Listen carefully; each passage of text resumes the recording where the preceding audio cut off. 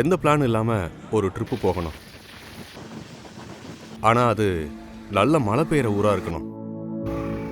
அப்படி பிளான் பண்ணாம போற வழியில கிடைச்சது தான் இந்த ஸ்பாட். உடுப்பி மாவட்டத்தில் இருக்கிற கற்களா, ஜெயின் மதத்தினுடைய முக்கியமான வழிபாட்டு தலம். சென்னை சென்ட்ரல்ல இருந்து மதியம் 1:30 மணிக்கு மேங்களூருக்கு ட்ரெயின் ஏறணும்.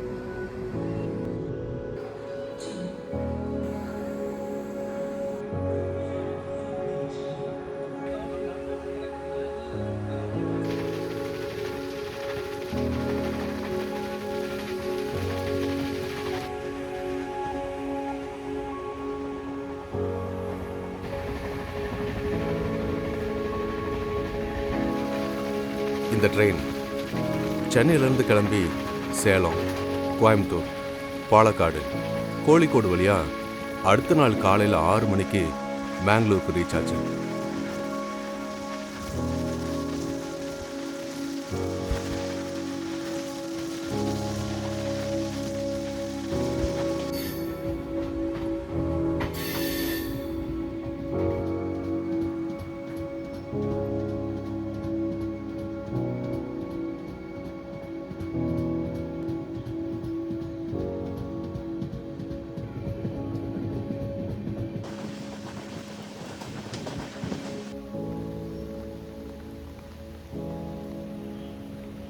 நாங்கள் எதிர்பார்த்து போன மாதிரியே அங்கே இறங்கும் போதே நல்ல மழை.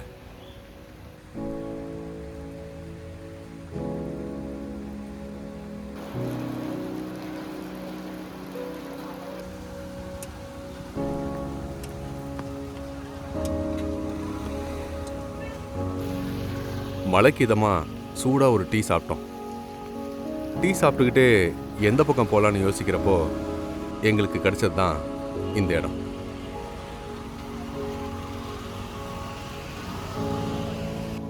பஸ் இருந்தது, ஏறிட்டோம்.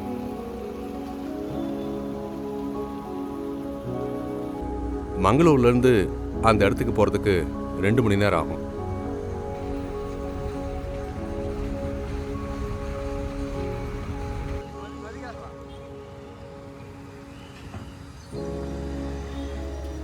கற்களா வந்தாச்சு. இங்கேயும் நல்ல மழை.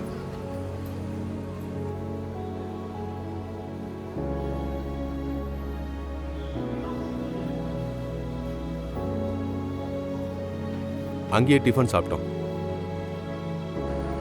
கற்களா பஸ் ஸ்டாண்ட்லேருந்து நாங்கள் சொல்கிற அந்த இடத்துக்கு போகிறதுக்கு சுமார் 1.5 கிலோமீட்டர்.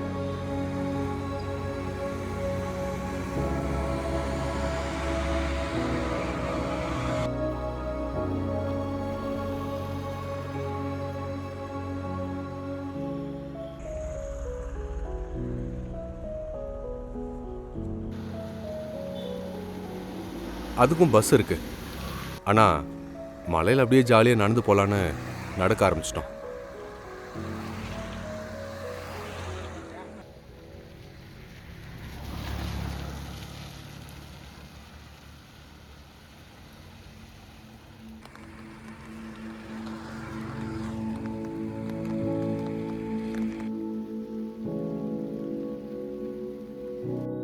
நீங்க பார்க்குற இந்த இடத்துக்கு பேரு சதுர்முக பசாதி.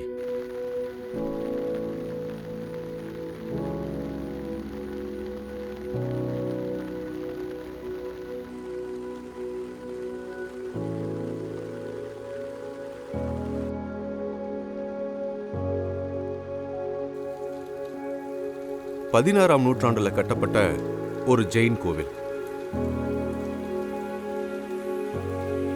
இது ஒரு சின்ன பாறை குன்று மேல முழுக்க முழுக்க கருங்கற்களால கட்டப்பட்டிருக்கு.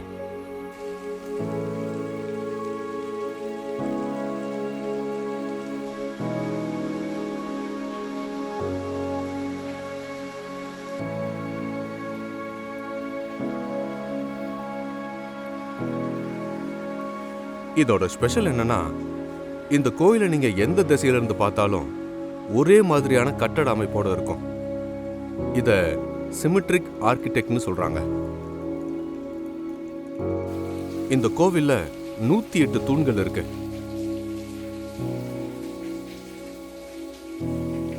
அந்த ஒவ்வொரு தூணும் ஒரு தனி கல்லால செய்யப்பட்டிருக்கு.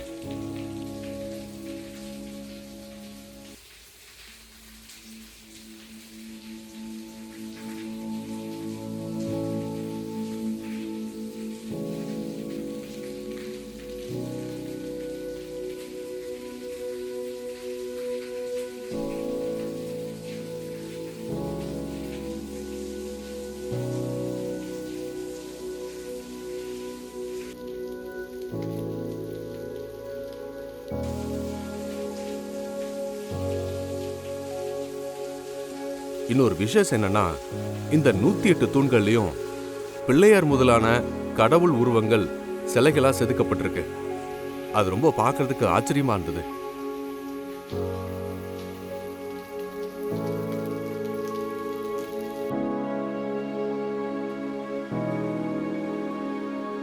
அப்புறம் கோவிலுக்குள்ள ஒவ்வொரு திசைக்கும் 3 சிலைகள் இருக்கு.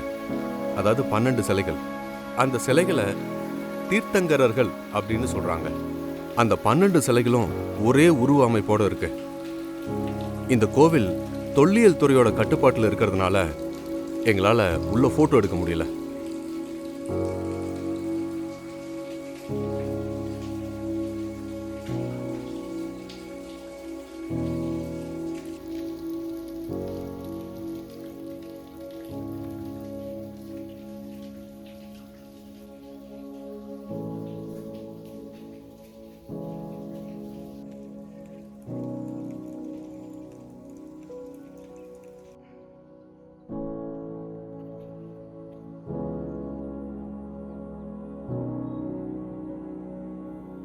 இந்த இடத்த பார்த்து முடிச்சுட்டு அதுக்கு பக்கத்திலேயே இதே மாதிரி இன்னொரு பாறை குன்று மேல இன்னொரு கோயில் பார்த்தோம்.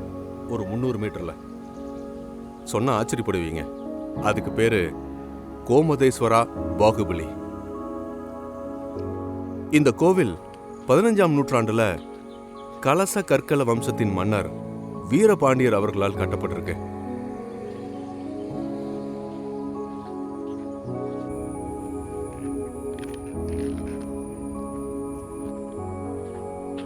இந்த கோயிலுக்கு போறதுக்கு படிக்கட்டு இருக்கு. ரோடு வழியாவும் போலாம். நாங்க படிக்கட்டு வழியா ஏறி போனோம்.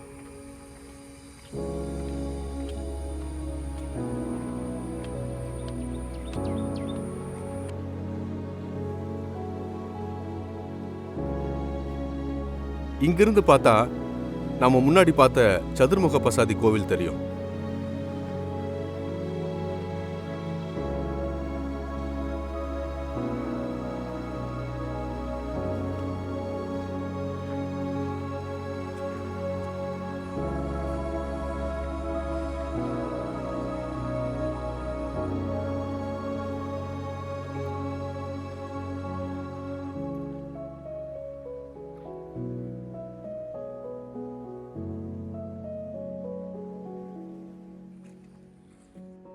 நாம பொதுவா கோயில்கள்ல நந்தி சிலை பார்ப்போம் இல்லையா? அது மாதிரி இந்த கோயில்ல ஒரு தூண் இருக்கு. அதுக்கு பேரு மானஸ்தம்பம். அதுல பிரம்ம யக்கூன் அப்படிங்கிற ஒரு சிலை அமர்ந்த நிலையில இருக்கு. இந்த கோவில்ல பாகுபலியோட சிலை இருக்கு.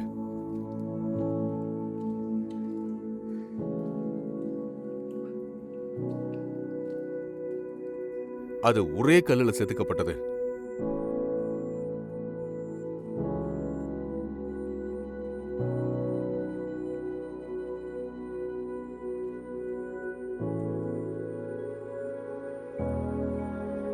பார்க்கிறது கொஞ்சம் பிரமிப்பா தான் இருந்தது.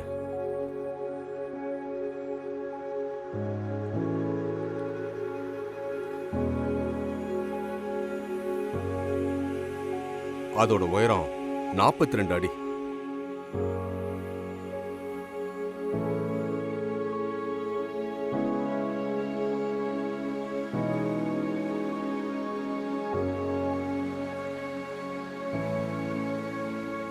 அப்புறம் இந்த பெரிய சிலைக்கு பின்னாடி சின்ன சின்னதா தீர்த்தங்கரர்கள் சிலை நிறைய இருக்கு.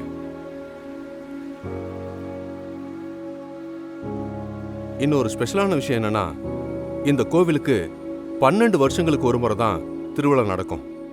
அதுவும் பிப்ரவரி மாசத்துல 11 நாட்களுக்கு இந்த திருவிழா நடக்கும். இந்த ஏரியாவில் அது ரொம்ப ஃபேமஸான திருவிழா. அந்த சமயத்தில் சந்தனம், பால், அதோட சேர்த்து கரும்புச்சாறு, குங்குமப்பூ இதெல்லாம் வச்சு பாகுபலிக்கு அபிஷேகம் செய்வாங்களாம். இந்த கோயிலுக்கு பக்கத்துல ஒரு பெரிய குளத்துக்கு நடுவுல ஒரு கோயிலை பார்த்தோம். அதுக்கு பேரு அணிகரா பசாதி. இதுவும் 16ஆம் நூற்றாண்டுல கட்டப்பட்டிருக்கு. ஆனா இப்ப இது கொஞ்சம் புதுசா புதுப்பிச்சிருக்காங்க.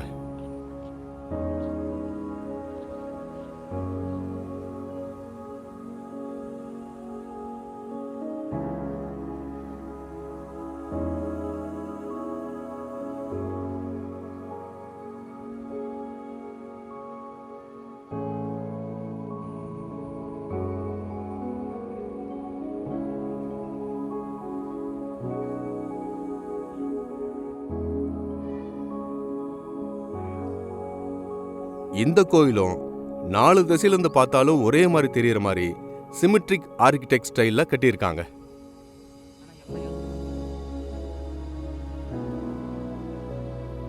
இரவு நேரத்தில் இந்த கோயிலை பார்க்க அவ்வளோ அழகா இருக்கும்.